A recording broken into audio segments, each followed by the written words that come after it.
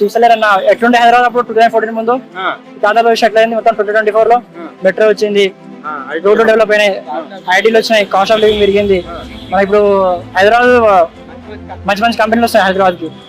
చాలా ఇప్పుడు మనం ఇంకా మనం కన్నా బయట ఎక్కువ వచ్చి చేస్తున్నారు హైదరాబాద్ లో, చాలా డెవలప్ చేసింది. ఇంకా నువ్వు 50 ఏళ్ళు చేసినవారు అయ్యా, 10 ఏళ్ళ పక్కకు పెట్టు, 10 ఏళ్ళ కేసీఆర్ 50 ఏళ్ళ కన్నా ఎక్కువ పని చేసి.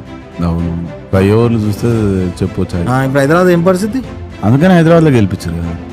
ఫ్రాంక్గా చెప్తున్నాను స్వామి, ఆంధ్రాను స్వామి చెప్పారు కదా, ఆంధ్రాను వదిలిపెట్టేయాలి, ఇక్కడే సెటిల్ అయిపోవాలని చెప్పి నేనైతే డిసైడ్ అయిపోయాను. ఈ గవర్నమెంట్ అనేది చాలా బాగా నచ్చింది. మీరు చేసినంత డెవలప్మెంట్ అసలు మన దేశంలో హైదరాబాద్ అవుతున్నంత డెవలప్మెంట్ ఏ స్టేట్ డెవలప్మెంట్ అవ్వట్లేదు. హార్ట్ఫుల్గా చెప్తున్నాం ఇది మాత్రం. మీరు చెప్పారు కదా, ఐటీ ఎంప్లాయీస్ వల్ల మాకు ఎంతో మందికి జీవనోపాధి వస్తుంది. అటువంటి ఐటీ ఎంప్లాయీస్ ఖచ్చితంగా మీ గవర్నమెంట్ రావాలని వచ్చేది 100% మీ గవర్నమెంటే, 200% రావాలని చెప్పి మేము కూడా కోరుకుంటున్నాం. రూపాయి కష్టం వేసి పడుకున్నాం సార్, మాకు తెలియదు.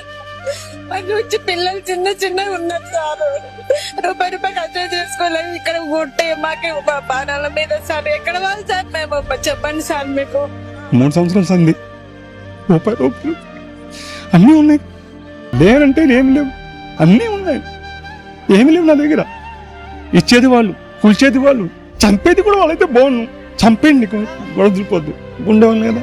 ఇట్లా కొలుగొడితే శ్మశానంలాగా ఉంది. ఎవరికి ఏం తెలుస్తుంది? ఏం చేసుకుంటారు? ఇదంతా శ్మశానం చేసి ఏం చేస్తారు? కన్నీళ్ల శాపానికి రేవంత్ రెడ్డి అతని కుటుంబం కాంగ్రెస్ పార్టీ సర్వనాశనం అవుతారు, మట్టి కొట్టుకుపోతారు.